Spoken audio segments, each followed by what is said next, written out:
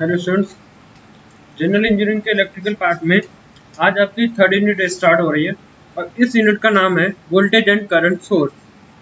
क्या नाम? Voltage and current source. इसमें वोल्टेज सोर्स और करंट सोर्स के बारे में बताइए। ये लेक्चर आपका फर्स्ट है।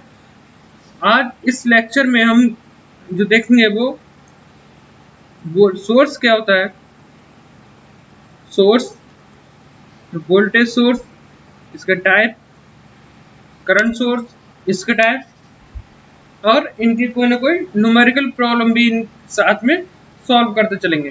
ठीक है।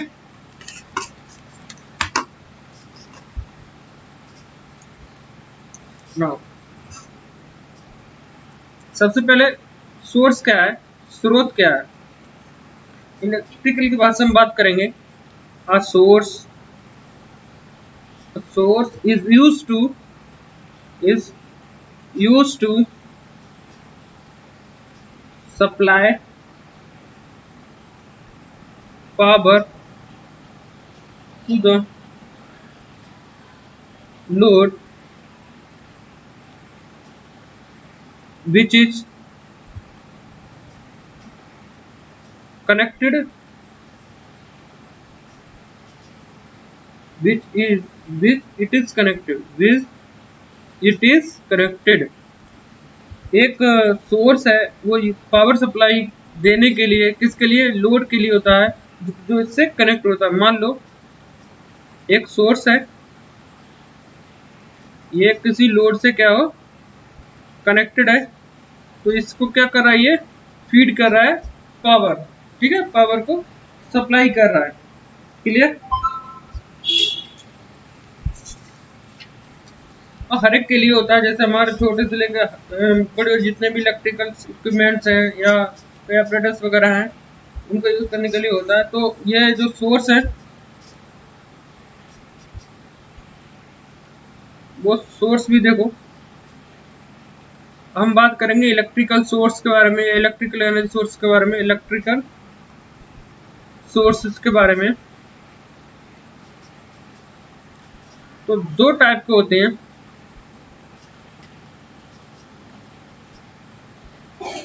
Active source and passive source. Passive electrical source. Active source वो होते हैं जो वे सोर्स जो एनर्जी को प्रोवाइड करते हैं और जनरेट करते हैं, मतलब जनरेट करते हैं। जैसे यहाँ पे voltage source and current source.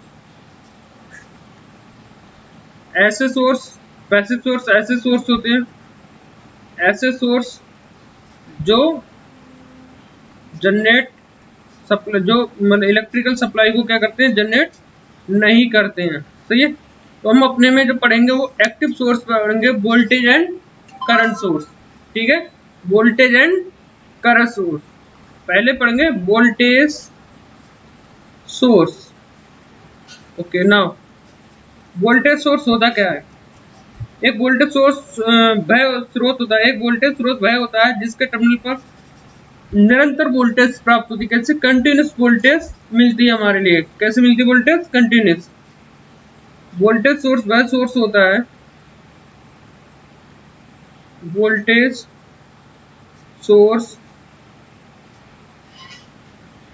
Voltage source, voltage स्रोत या सोर्स बात एक ही है। वह होता है जो टर्मिनल पर निरंतर वोल्टेज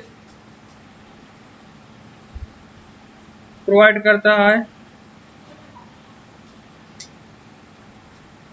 या जिसके टर्मिनल से वोल्टेज प्राप्त की जाए। सही है, प्राप्त की जाए, वो कैसे कहलाता है? Voltage source. वोल्टेज सोर्स दो टाइप के होते हैं, डीसी वोल्टेज सोर्स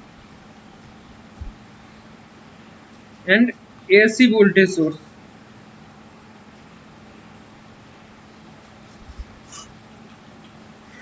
ठीक है, नंबर एक डीसी वोल्टेज सोर्स। अब वह व्यक्ति जिसके आउटपुट पर डायरेक्ट वोल्टेज प्राप्त होती है डीसी स्रोत कहलाता है। डायरेक्ट वोल्टेज से लोड को कनेक्ट करने पर डीसी करंट प्रवाहित होती है, इसे डीसी करंट भी कहा जाता है क्योंकि यह एक दिशा में प्रवाहित होता है। इस प्रकार के स्रोत में आउटपुट वोल्टेज की ध्रुवता चेंज नहीं होती, जैसे सेल, बैटरी, डीसी जनरेटर इत्यादि। ऐसा स्रोत जिसके आउटपुट पर डायरेक्ट वोल्टेज प्राप्त होती है। जब डायरेक्ट वोल्टेज अप्लाई करते हैं ना, तो डायरेक्ट करंट फ्लो होती है। अब डायरेक्ट वोल्टेज के स्रोत कौन से हैं? सेल, बैटरी, डीसी जनरेटर इत्यादि। ये होगा ऐसे प्लस माइनस। ठीक है, इंटरनल रेजिस्टेंस और ये load resistance R L, are आई, और ये आपका क्या हो गया? ये आपका डीसी सोर्स हो गया या डीसी स्रोत हो गया। ठीक है, ये क्लोज्ड है। अगर ये क्लोज नहीं होगा तो करंट फ्लो नहीं होगा। ये टर्मिनल है, मान लो ए बी टर्मिनल है, क्रॉस लोड लगा हुआ है। दूसरा है AC voltage source. AC voltage source व्यक्ति जो प्रत्यावर्ती वोल्टेज उत्पन्न करती है एसी वोल्टेज सोर्स कहलाती है। और डीसी में पोलरिटी सेम रहती है। इसमें पोलरिटी क्या होती है? Plus minus. ये अनचेंज, ये चेंज नहीं होती है। पोलरिटी कैसे रहती है? पोलरिटी अनचेंज रहती है। ठीक है,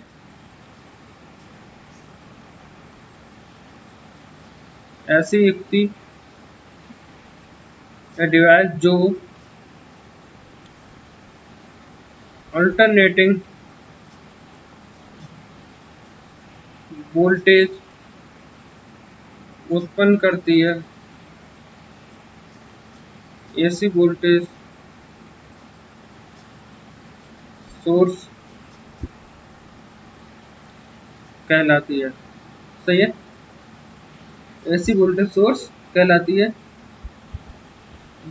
एसी वोल्टेज सोर्स की आउटपुट वोल्टेज ध्रुवता पोलरिटी क्या होती है? पीरियडिकली रिवर्स होती रहती है। एसी वोल्टेज सोर्स के जैसे ऑसिलेटर है, अल्टरनेटर है और सिंगल जनरेटर है। तो इनकी जो पोलरिटी है ना, पोलरिटी इज पीरियडिकली रिवर्स, मतलब एक समय अंतराल के बाद क्या होती है? ये चेंज होती रहती है। ठीक है, इसके जो एग्जाम्पल हैं वो क्या है? ऑल्टरनेटर, ऑसिलेटर और सिग्नल जनरेटर। ये एसी वोल्टेज सोर्स के क्या है? एग्जाम्पल हैं। अब इसके लिए देखो, इम्पीडेंस होगा, साथ में ये वोल्टेज सोर्स होगा एसी का। ठीक है, अगर इसके टर्मिनल पर कोई लोड भी लगा होगा, मान लो ये बी टर्मिनल है, वो कितना होगा? ZL होगा। तो ये बी एस।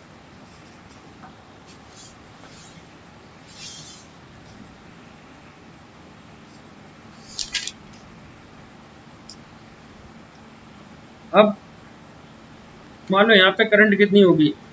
यहाँ आई कितनी होगी? आई कितनी होगी, B S upon Z S plus Z L. ठीक है, पावर कितनी होगी, B S into I, B S into I कितनी है, B S upon Z S plus Z L. ये पावर हो गई, वोल्टेज और पावर।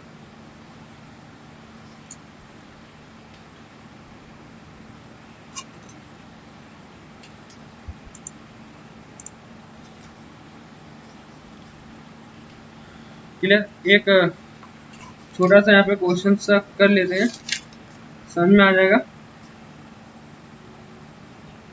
क्वेश्चन है, चित्र पर्वत में निम्न ज्ञात करें। कौन सा, चित्र पर्वत में निम्न ज्ञात करें। चित्र पर्वत क्या है कि रेजिस्टेंस है, साथ में वोल्टेज सोर्स लगा हुआ है और एक रेजिस्टेंस लोड पे है, दोनों ओम है, 1 ओम है, और ये 5 वोल्ट का वोल्टेज सोर्स है। तो पहला इसमें ज्ञात क्या करना है, पर्वत में धारा, पर्वत में धारा को ज्ञात करना है। नंबर सेकंड है terminal voltage, terminal voltage, terminal ये है आपके, ये और ये, ए और बी। ठीक है, और नंबर 3 है आंतरिक प्रतिरोध में विभव पात, आंतरिक प्रतिरोध विभव पात, पोटेंशियल डिफरेंस। ठीक है,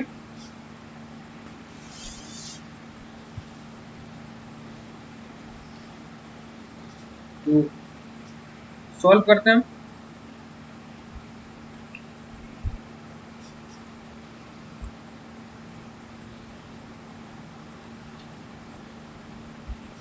क्वेश्चन चला गया, चलो क्वेश्चन दोबारा से लिखते हैं।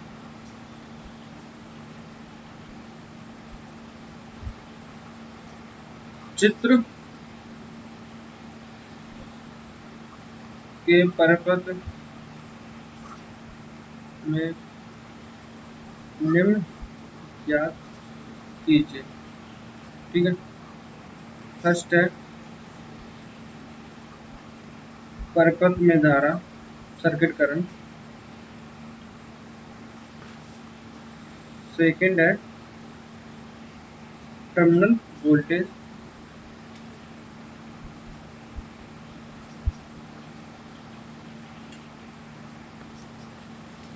थर्ड है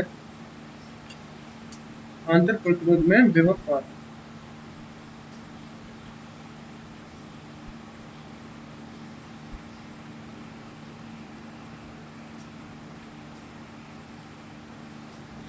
सर्किट क्या है,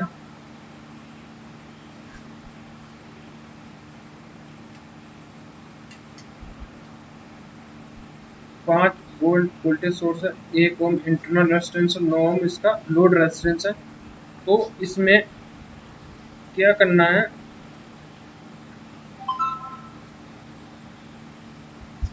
हमको क्या करना है, सॉल्व करो। इसमें फर्स्ट क्या निकालना, ये जो करंट है ना, इसमें करंट कितनी जा रही ये निकालना।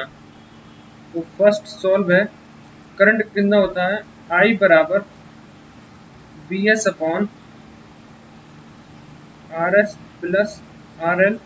बी एस कितना 5 है, आर एस कितना है 1 प्लस 9, 5/10, मतलब 1/2 बराबर 0.5 एम्पियर। पहला आंसर हो गया। सेकंड है टर्मिनल वोल्टेज। अब जब करंट आ गई, टर्मिनल वोल्टेज कहाँ निकलेगी, यहीं तो निकलेगी। टर्मिनल वोल्टेज कितनी हुई, यहाँ पे वोल्टेज यहाँ से लेके यहाँ तक, मतलब कि बी टी या बी एल। तो ये जो बी टी होगी, जो बी टी होगी वोल्टेज ऑफ टर्मिनल होगी, कितनी होगी, आई जो हमारी करंट हो रही फ्लो इंटू आर एल। आई कितनी है 0.5 इंटू आर एल कितना 9, 9 पंजे 45, मतलब 4.5 वोल्ट। थर्ड है कि आंतरिक प्रतिरोध के अनुपात, आंतरिक प्रतिरोध आर इंटरनल कितना आ रहा है, आर एस कितना 1 ओम है, इसमें वोल्टेज कितना है, तो वी इंटरनल कितना होगा I into R internal R S बराबर 0.5 इंटू 1 0.5 वोल्ट, पहला मेथड। दूसरा क्या होगा कि जो बी इंटरनल होगा डिफरेंस होगा कितना B S minus B T का, तो बी एस हमारा कितना है 5 और बी टी कितना 4.5 वोल्ट, सही है। इस हिसाब से 0.5 वोल्ट दोनों से आप करोगे तो उतना ही आएगा। क्लियर। तो ये आपका क्वेश्चन था जो वोल्टेज किसी डीसी सर्किट पे मतलब कि वोल्टेज निकले करंट पूछ लिया, ठीक है। तो इसको हम सॉल्व करेंगे ऐसे आगे जितने भी हमारे क्वेश्चंस होंगे।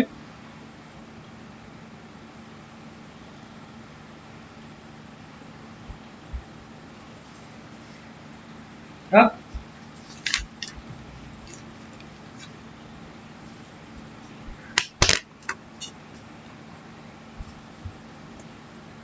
अब हमारा जो वोल्टेज सोर्स है वो भी दो टाइप का होता है। जो वोल्टेज सोर्स है वो कैसा होगा, डीसी एसी था ही साथ में था आदर्श वोल्टेज सोर्स स्रोत फर्स्ट। दूसरा क्या था, व्यवहारिक।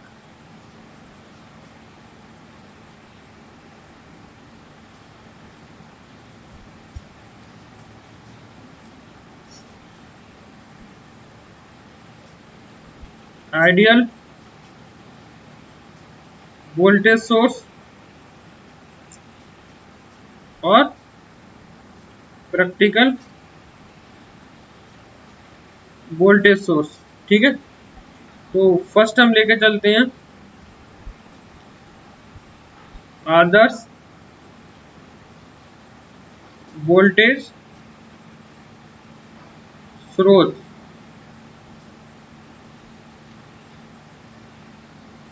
तो आदर्श वोल्टेज स्रोत क्या है,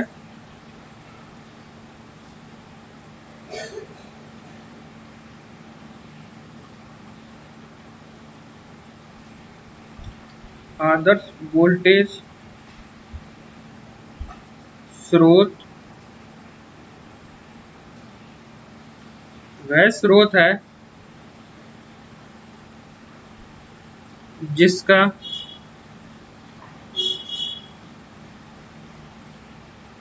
आंतरिक प्रतिरोध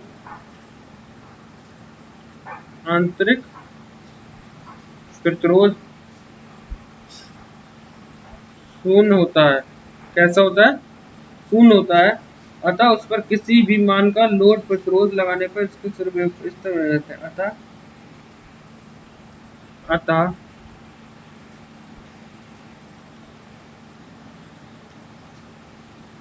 उस पर किसी भी मान का लोड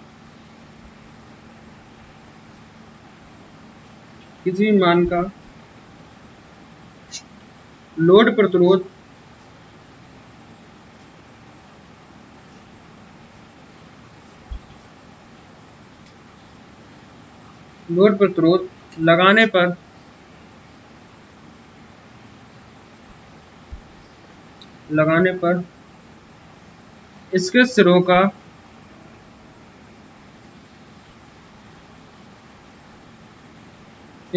का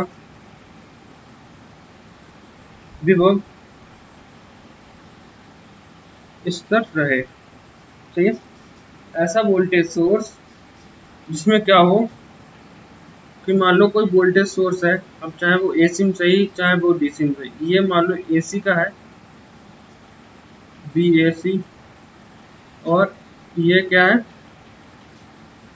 डीसी बी डीसी। तो इसमें जो इंटरनल रेजिस्टेंस होता है वो सीरीज में होता है, वोल्टेज के वो मिनिमम होता है। लेकिन इसमें क्या है कि जो आर इंटरनल है आर आई है वो क्या शून्य है, इसमें भी आर इंटरनल है वो क्या शून्य है। तो इसका जो वोल्टेज ये जो लॉस है, जो वोल्टा पाथ वो क्या शून्य रहता है, और जो वोल्टेज जो सोर्स पे होती है, जो यहाँ है वोल्टेज बीएससी, वही बीएससी आपको यहाँ मिल रही है। अगर इसमें कोई रेजिस्टेंस बीच में होता तो वोल्टेज ड्रॉप होता, जैसे लास्ट हमने इसमें देखा था।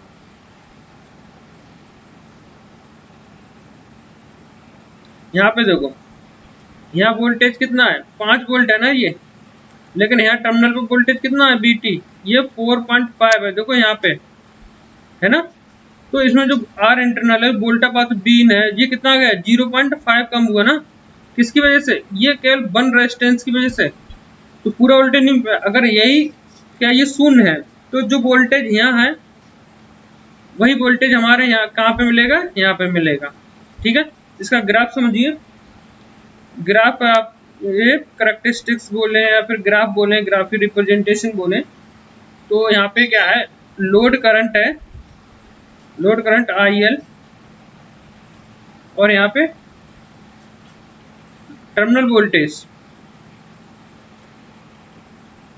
जो टर्मिनल वोल्टेज वो किसके बराबर है, VS, सोर्स वोल्टेज के बराबर है।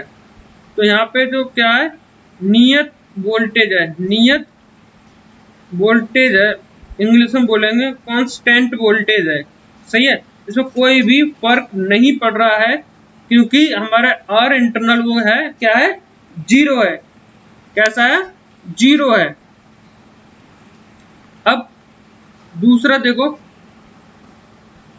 व्यवहारिक वोल्टेज स्रोत, कह सकते हो कि प्रैक्टिकल वोल्टेज सोर्स।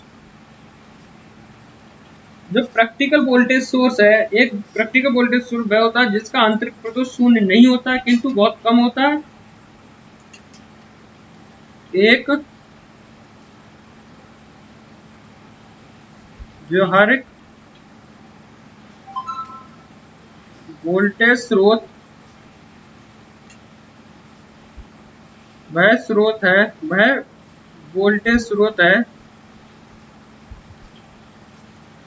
स्रोत है जिसका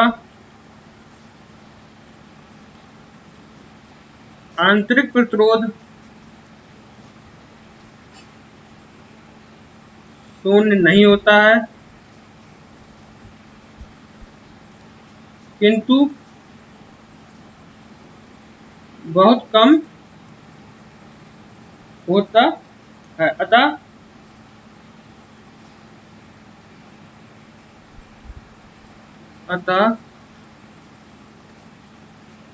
परिपथ में धारा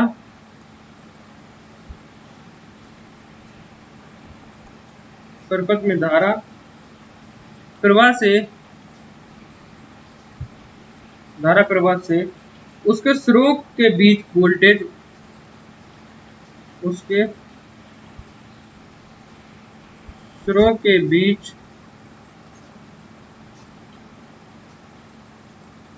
वोल्टेज,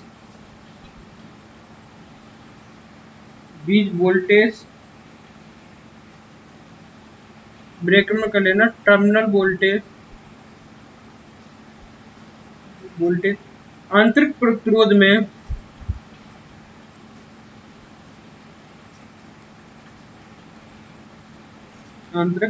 में विभव पात के कारण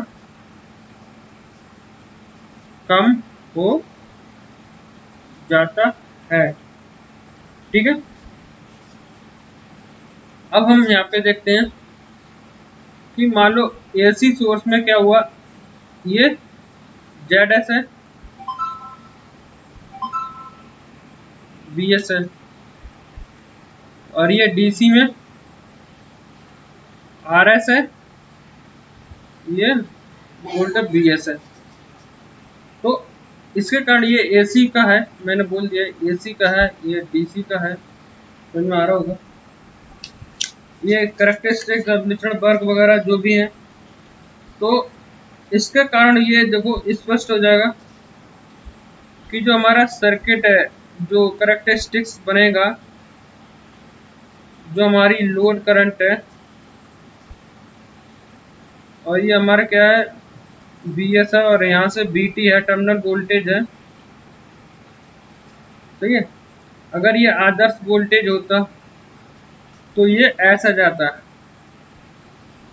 ये कांस्टेंट है, ये नियत वोल्टेज है, कांस्टेंट वोल्टेज का है। बट व्यवहारिक में क्या होगा, ये यहाँ से क्या करेगा, ड्रॉप करेगा। ये आपका प्रैक्टिकल में ड्रॉप करेगा। कैसे? अब ये देखो, जब कुछ भी नहीं था तो करंट बहुत ज़्यादा था, मतलब रेजिस्टेंस। अब यहाँ पे अगर मान लो टर्मिनल को जोड़ोगे, ये ZL को जोड़ोगे, तो ये क्लोज लूप हो जाएगा। अब ये जो डिवाइड करे, यहाँ से टर्मिनल वोल्टेज कम हो जाएगा, किसके कारण? ZS के कारण। यहाँ पे RS के कारण हो जाएगा। ठीक है।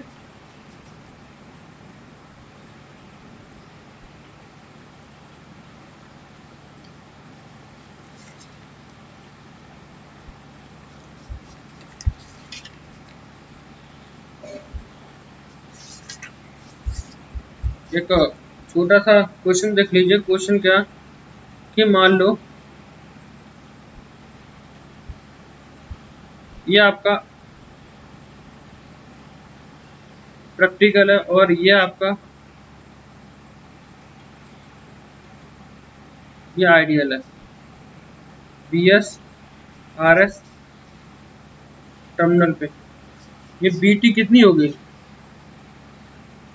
यहाँ जितनी BS है वो BS बराबर कितना होगा, BT होगा ना। यहाँ पे क्या होगा कि कहीं ना कहीं इसमें ड्रॉप होगा। कितना ड्रॉप होगा, ये जो क्लोज होगा ना, तो जो RL है, जो करंट आएगी I बराबर BS upon RS plus RL। जो इतनी करंट होगी, ये करंट क्या होगी, वोल्टेज कितना ड्रॉप होगा, B इंटरनल कितना होगा, I इंटू RS। I कितनी है, BS upon RL plus RS into RS। इतना वोल्टेज क्या होगा, ड्रॉप होगा। इसकी जो करैक्टरिस्टिक्स बन रही थी वो कैसी जा रही थी, कांस्टेंट। जो BS था बराबर BT, मतलब एक ही थे यहाँ पे, ये लोड वो था। लेकिन बट इसके केस में क्या होगा कि ये कांस्टेंट वाली क्या होगा, थोड़ा सा ड्रॉप कर जाएगा। सही है। तो BS है, ये BT, तो टर्मिनल वोल्टेज जो इसकी होगी वो कहाँ पे जाएगी, यहाँ पे जाएगी। ठीक है। तो कहीं ना कहीं ड्रॉप होगा। ये ड्रॉप आपको जो न्यूमेरिकल आप क्वेश्चन करोगे ना, तो आपको वहां पे अच्छे से समझ में आएगा। जो हमारा अब आज के मतलब जो लेक्चर में हम इतना ही रखेंगे। जो हमारा नेक्स्ट लेक्चर होगा उसमें जो करंट सोर्स है, ideal plus practical plus source conversion, क्या होगा, सोर्स कन्वर्जन होगा वोल्टेज सोर्स से करंट सोर्स, और करंट सोर्स है वोल्टेज सोर्स, वाइस वर्सा। मतलब कि ये दोनों टॉपिक हमारे कल के मेन टॉपिक रहेंगे।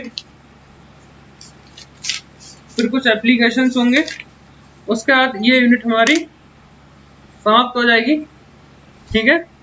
तो आज के जो हमारा लेक्चर है उसमें इतना ही रखेंगे।